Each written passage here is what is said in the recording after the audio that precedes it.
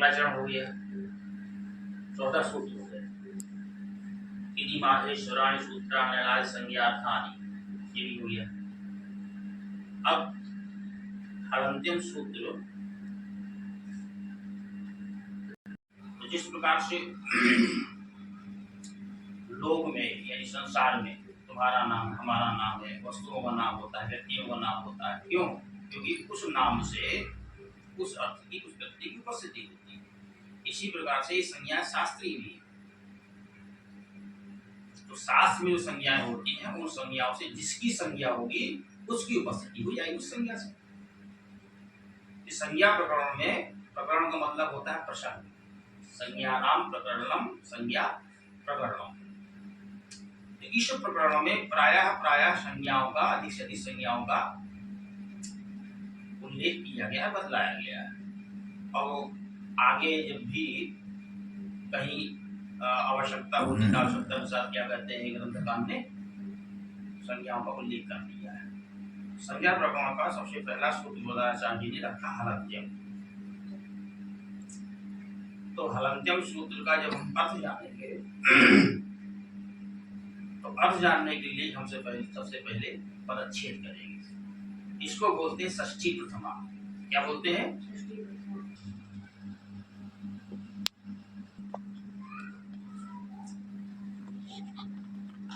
हलन्त्यम सूत्र में दो पद, कितने पद हैं? दो पद। पहला पद है हल, ये प्रथमांत, हल प्रथमांतम। और दूसरा पद है अंत्यम, ये भी प्रथमांत है, अंत्यम प्रथमांतम। अब हम अंत्यम सूत्र का अर्थ जानेंगे, जिसको हम सामान्य रूप से अर्थ कहते हैं, व्याकरण में उसी को वृत्ति कहते हैं। क्या कहते हैं? अंत्यम सूत्र की वृत्ति क्या है? उपदेशेन्त्यम हलित स्यात्। अब देखो, उपदेशेन्त्यम हलित स्यात्। अब इसका अर्थ उपदेशे, उपदेश अवस्था में, अंत्यम विद्यमान अंत्य हल, इत स्यात्, इस संज्ञा होता है। यानी उपदेश अवस्था में विद्यमान अंत्य हल की इत संज्ञा होती है। उपदेश अवस्था में विद्यमान अंत्य हल की इत संज्ञा होती है। हलन्त्यम सूत्र का अर्थ हुआ उपदेश अवस्था में विद्यमान अंत्य हल की इत संज्ञा होती है। अब यहाँ पे उपदेश पद जो आता है, उपदेश का क्या अर्थ होता है, ये अर्थ जानने रहेंगे। क्योंकि अंत्य तो हम जानते हैं कि अंत्य में जो हो, अंत्य होम, अंत्य। हल, हल का मतलब होता है व्यंजन, सामान्य रूप से हल का व्यंजन, क्योंकि वर्ण दो प्रकार के होते हैं, स्वर और व्यंजन। हल का मतलब व्यंजन, और इत ये संज्ञा यानी नाम, और स्यात् क्रियापद। तो उपदेश पद जो है इसका अर्थ वरदाचार्य ने बताया, उपदेश आद्योच्चारणम। क्या बताया? उपदेश आद्योच्चारणम, आद्योच्चारणम उपदेशः,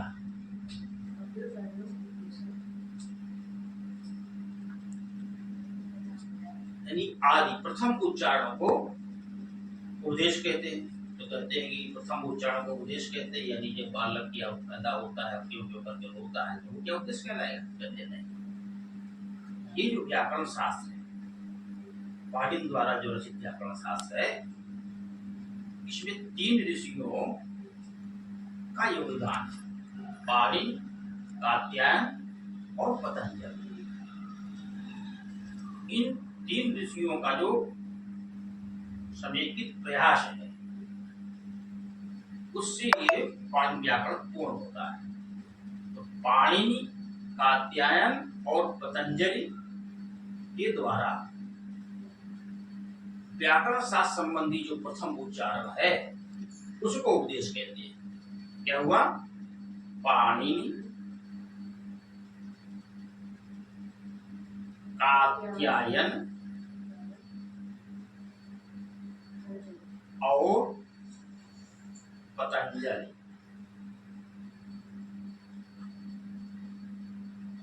के द्वारा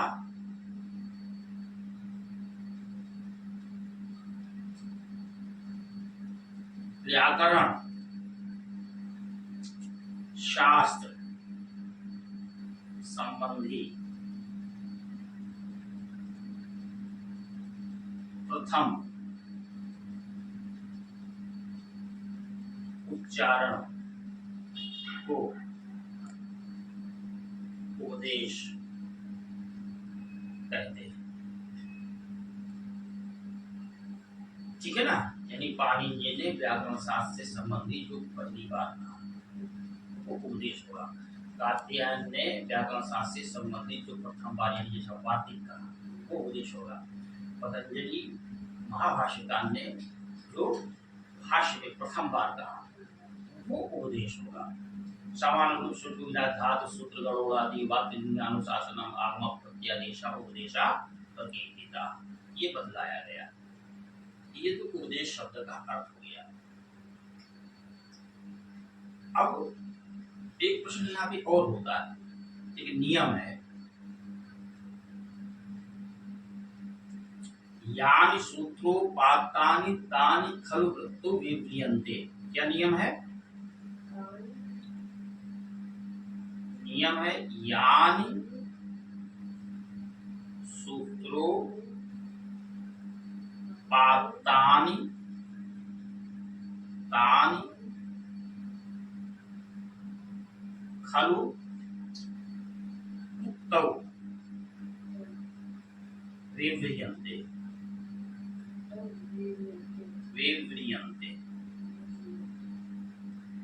सूत्रों में जो पद होते हैं व्याख्या वृत्ति में होती है। ठीक है? ये 5 पद हैं। कौन कौन से? बोले उपदेशे, अंत्यम, हल, इत, पश्या। 5 पद हो गए ना।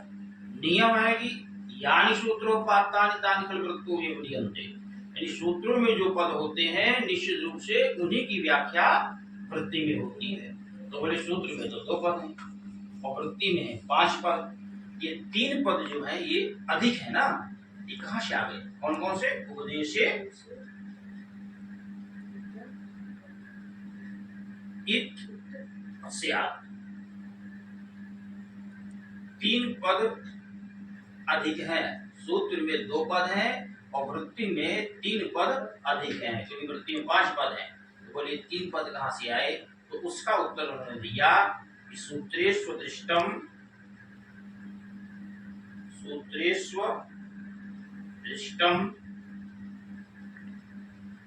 पदम सूत्रांतरादनुवर्तनीयम।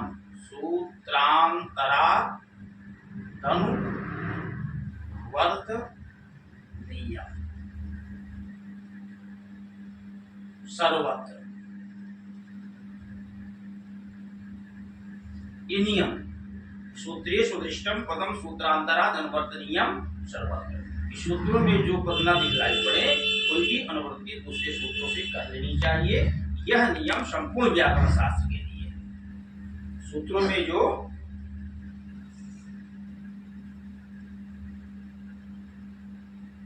पद न दिखाई पड़े उनकी अनुवृत्ति दूसरे सूत्रों से कर लेनी चाहिए। यह नियम संपूर्ण व्याकरण शास्त्र के लिए है।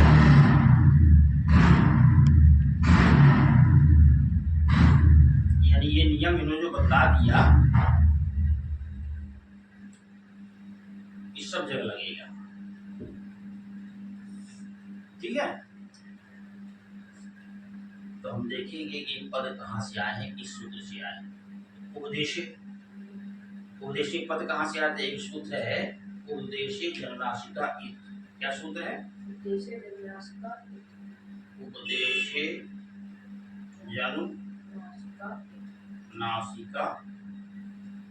इत। इस सूत्र से इत उपदेशिक पद के अंदर किया गया। उपदेशिक फिर है इत, इत की भी अनुवृत्ति आ गई। तो दो पद आ गए उपदेशिक जन्मनासिका इत सूत्र से, उपदेशिक पद और इत पद, उपदेशिक पद और इत पद। अब बचा कौन? श्यात। बोले श्यात पद कहाँ से आया है? बोले ऐसा है। एक नियम और है। क्या नियम? यह है कि सर्वम वाक्यम क्रिया परिसमाप्यते। क्या है? सर्वम वाक्यम क्रिया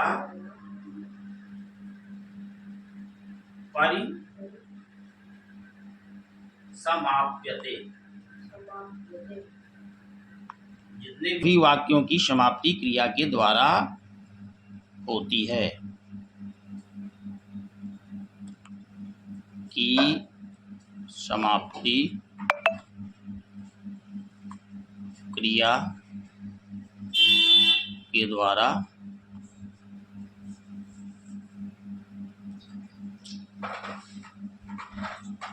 यथा योग क्रिया का अध्ययन कर लिया जाता है। यहाँ पे जिस क्रिया की आवश्यकता होती है वहाँ पे उसी प्रकार की क्रिया का अध्ययन कर लेते हैं। इस प्रकार से सूत्रकार में पूरा हुआ उपदेश अवस्था में विद्यमान अंत्य हल की किस संज्ञा होती है।